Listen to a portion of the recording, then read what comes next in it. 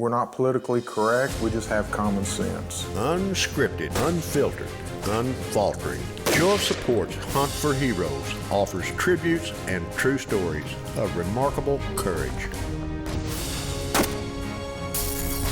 If these terrorists could come in your bedroom, they'd kill you, your wife, and your kids. And that's what these men are fighting to protect us from, these murdering idiots. And they're taking them out so that we don't have to deal with them over here.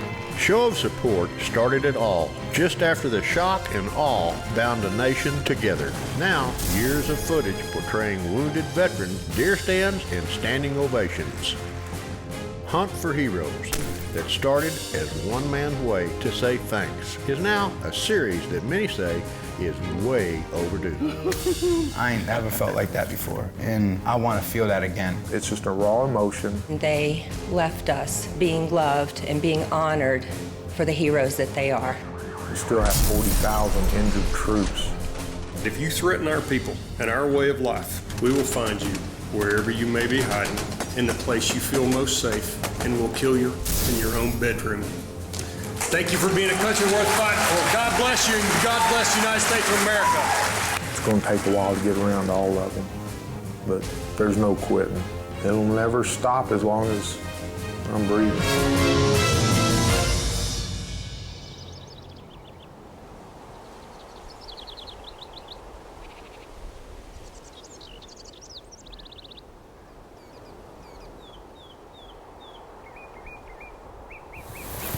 Good deal.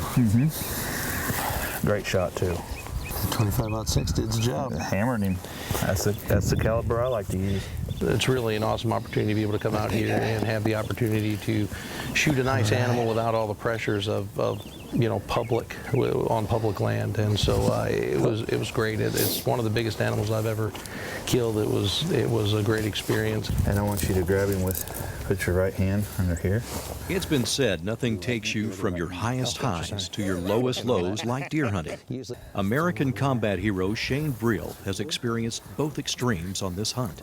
His guide, Christian Hildebrand, knows it all goes with the territory when you're guiding on a special place called the Shiner Ranch. Pick up on your side just a little bit. It kind of gives you that adrenaline rush, you see that animal, you know that this is what you've been working for, everything that you've read and everything that you've learned about animals and habitat and environment and biology, it all kind of all of a sudden comes together as you're looking at this animal. You think, yeah, like I'm in the right place, I'm at the right time, like I called it, like this is it.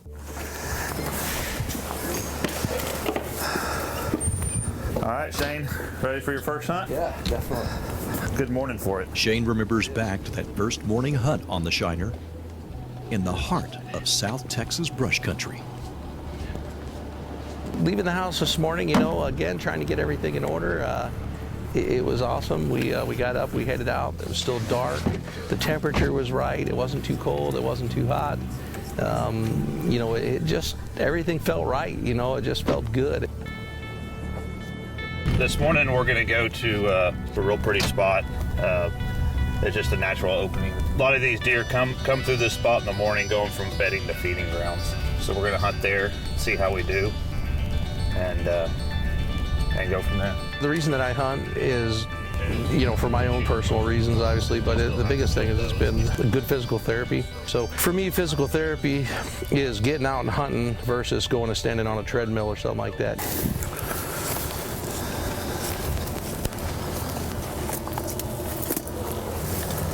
As a veteran, I'm so grateful for the opportunity to be able to come out here and hunt on private land, to come out here on the thousands of acres that they own and just be you, and maybe a handful of other people. I mean, they do that out of the goodness of their heart and they want to give something back, and I'm grateful that there's people like that. I have not hunted in blinds too much. I've seen a lot of, shows on TV where they do that, but typically when you see that stuff, a lot of times it's on private land, and since I haven't had the opportunity to hunt a lot of private land, I have not had the opportunity to hunt in more permanent blinds. So typically, again, most of the hunting I do is on public land where you're just out there kind of doing your thing. And, along with 50,000 of your closest friends, i.e. the public. The most comfortable, steady position you can get is if you can get your right elbow and rest it on that square tubing. You can even push it out That's just all that is netting right there to block our silhouette. Just push out on that, get your right over on that. Just get down and we shoot the deer center of the shoulder. Okay? So you want to break the shoulders up? I want to break both shoulders. Okay.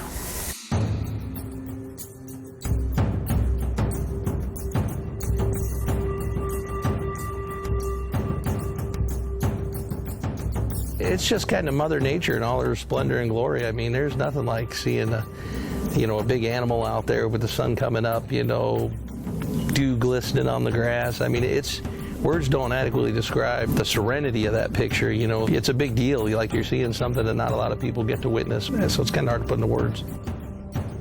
Now he is the deer. Right behind the other smaller buck. Right. So let's make sure we're on the same deer. Same deer looking at us. Christian says there's a shooter, and so there was that feeling of anxiety inside. The watching it for a while made it, more special. I mean, waiting for the right shot, it was awesome. There's a young buck walking in front of him right now. I mean, you can get on any one of those deer. You're just gonna wait. Said the good news is he's got to father some children. The bad news is he's probably not going to get a chance to meet them.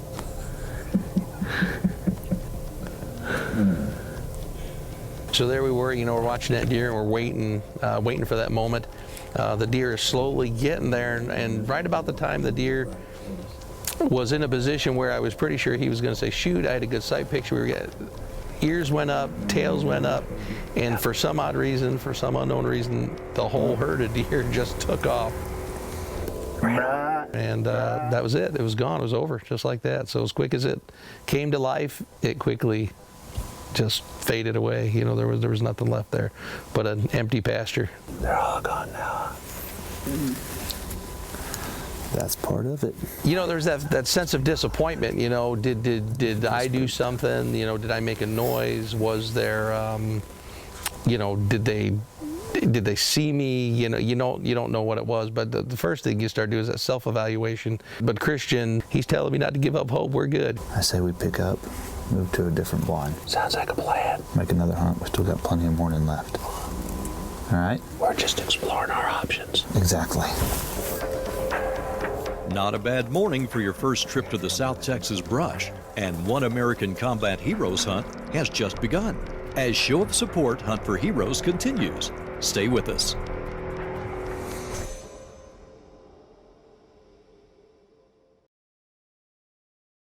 At the western edge of legendary Texas Hill Country, after 8 years of intensive wildlife management, Lonesome Dove Ranch offers trophy deer hunts for the upcoming fall season. Lonesome Dove Ranch, where each hunt is one-on-one with a spacious lodge, Texas-style meals, and opportunities for rifle or archery hunts. See our website at huntlonesomedove.com and make plans to join us for this first season of Texas whitetail hunting at its best. huntlonesomedove.com.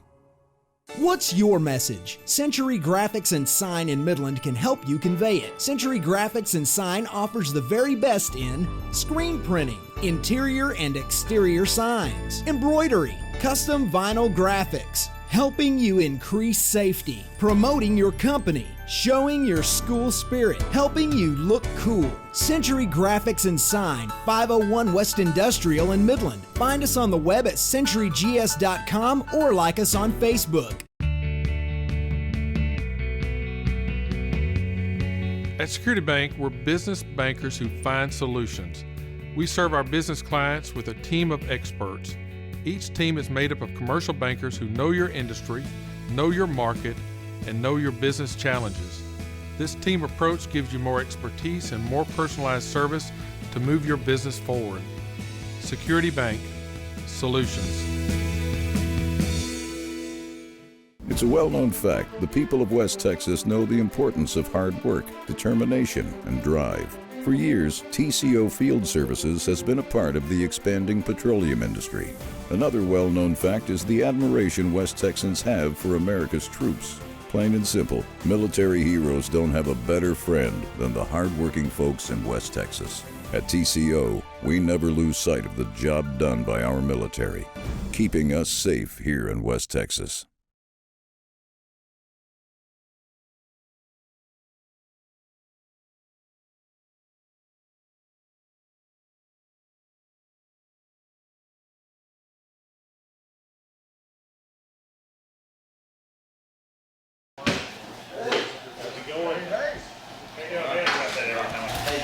You need some help? Oh, no, I'm good. Thank you. Terry Shane. Johnson. Nice to meet you. Good Shane. to meet you. Appreciate you being here. Nice to meet you. Hey, how you doing? Chris doing all Miliband. right. Nice to meet you. Nice to meet you, All too. right. You're the guy I sent a text to today. Yeah. So I'm on the plane and on my way.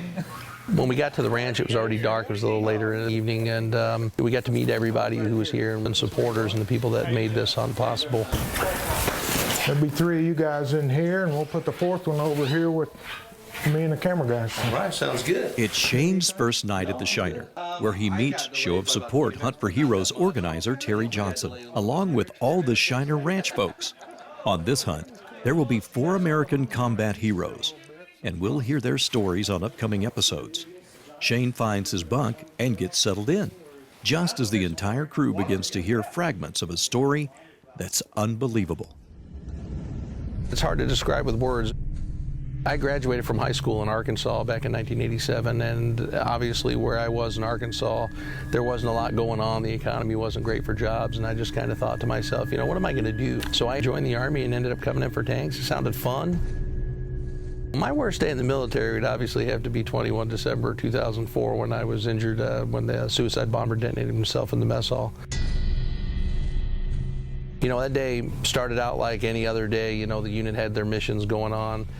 So noontime, we headed up to the mess hall to go get something to eat.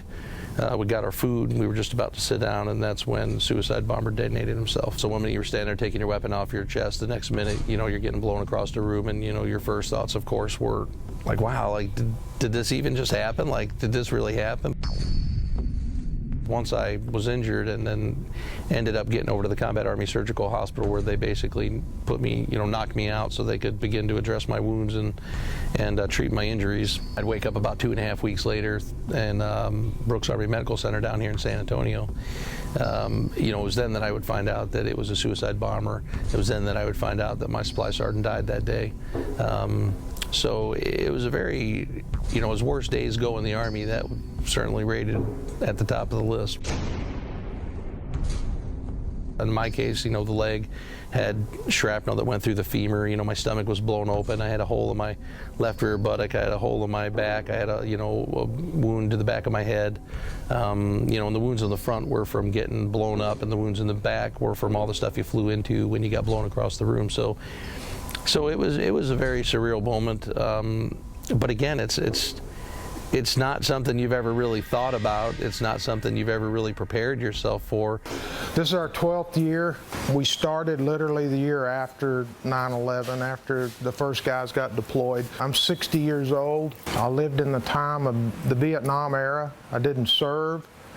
The first 2 guys I took was my attempt to kind of alleviate, number one, guilt. That's the word I kind of set on, and it has a 2-way meaning. The guilt that I have for not serving, for not giving back to my country. The other part of the meaning of guilt is what my country did to my generation, the guys that I went to school with, the guys I grew up with. Those are the ones that were spit on. I didn't understand it at the time. I was young. I certainly didn't approve of it. I'm trying to drive home the point that we want you to know you're appreciated. Shane has shared his story with the others on this hunt, and on upcoming episodes, we'll hear from more heroes. As their first evening grows late into the night, Terry and the crew start their parade of gratitude. Gifts from donors and volunteers. Everything from backpacks full of hunting supplies to clothing, boots, and a brand new hunting rifle for each hero. When they walked out with those rifles, my first thought was, man, I was shocked. I mean, words did not become me. For a person who tends to talk a lot, I didn't have a lot to say. Man, I don't know if I should say that on camera. It might sound me like a woman or something, but I almost felt like crying. Man, I didn't expect that. I don't know what to say. I'm just amazed. This is pretty amazing stuff. Golly, just come and expect to hunt. I never expected all this, that's for sure.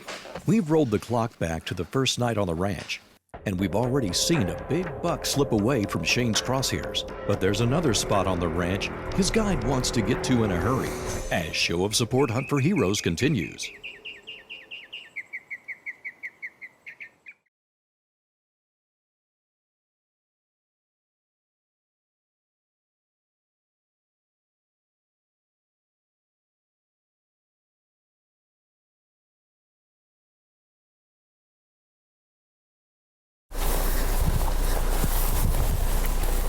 When we headed to the second blind that we were going to sit in on the Shiner Ranch, you know, and after again having sat in the first blind and had a deer get away, you know, all that same anxiety, all that same feeling of hope, all kind of came back. Like, here we are, you know, like we reset the clock, like, you know, we get a second chance.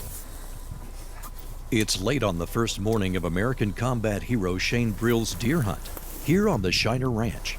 It's been a long deer season so far, but it's been a long time since hunting guide Christian Hildebrand has been to this particular blind. As late in the morning as it is, they're both pleased to see deer moving in this huge opening. Every deer you see, you think you see antlers on it, you know, and then it's like, oh, it's a doe, oh, it's a fawn, you know, and then you finally see, coming out of the brush, you finally see those antlers, you know, making their way out.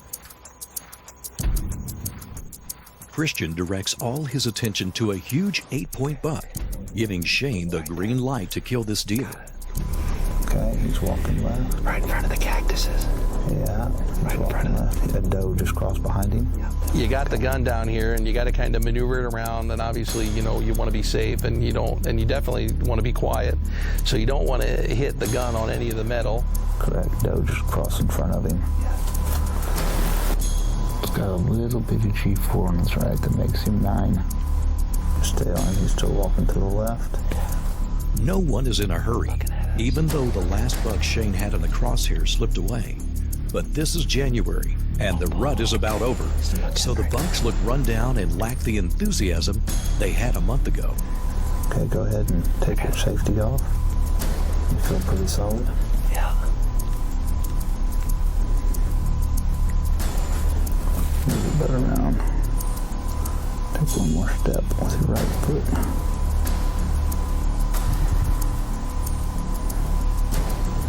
There you go. Easy on him. Squeeze. Wait. Squeeze. Whack. In and out. In and out. Excellent. Excellent shot. You want to see right there. That's exactly what we want to see. Well, let's go look at your deer. All right, let's do it. I'll hand you your gun. Safety first. It felt right, and to realize the animal's laying there right where it stood, it was such an overwhelming feeling of satisfaction and that you did everything right. I'm grateful for the opportunity to still be able to hunt, and I'm still grateful for the opportunity to do things that I want to do in life, and you know, I just do them a little differently. He's got a nice spread. Golly, look at that. Oh man, you done good. It was like a huge weight had been lifted. You know you were coming hunting, you hope you get to shoot an animal, you hope that you're going to do everything right, you hope that it's going to go well, and when you get out there and you get to touch that animal for the first time, there's that proof that it all went well. You know, it was a good hunt. That is an awesome deer. This is... Yeah, I got a little Little G4 swoops up at the end. I mean, how wide do you think he is? Golly, I don't know. That was wider than the others. That's well over 20. That's nice. Like him? Yeah. Congratulations. Only thing is, Shane's hunt's not over. Not by a long shot. As Show of Support Hunt for Heroes continues. Stay with us.